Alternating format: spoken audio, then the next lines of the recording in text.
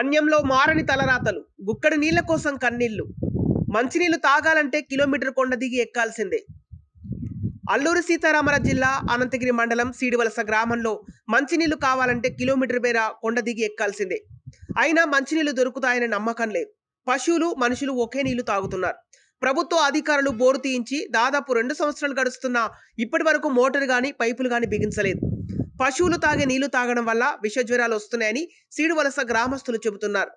వేసవికాలం రాకుండానే నీళ్లు ఆవిరైపోయాయని, మేము తాగే నీళ్లు మాకంటే ఆవులు, మేకలు, గొర్రెలు తాగుతున్నాయని, పశువులు తాగడం వల్ల మాకు మంచినీళ్లు దొరకడం లేదని గ్రామస్తులు చెబుతున్నారు. పశువులు తాగే నీళ్లైనా సరే మాకు అంతంత మాత్రమే దొరుకుతున్నాయని, దీనిపై ప్రభుత్వం ఇప్పటివరకు స్పందించలేదని చెబుతున్నారు. ఇప్పటికైనా ప్రభుత్వ అధికారులు స్పందించి సీడువలస గ్రామానికి మంచినీళ్ల కరువును దూరం చేయాలని అధికారులు కోరుతున్నారు. మాది అల్లూరి సీతారామరాజు జిల్లా అనంతగిరి మండలం పెదకోట పంచాయతీ. మాది చీడివలస గ్రామము. మా గ్రామంలో మేము ఎస్టీ పీటీజీ కోదు కులస్తులము. మా గ్రామంలో 24 కుటుంబాలు ఉన్నాయి. మేము నీటి సమస్యతో చాలా బాధపడుతున్నాము.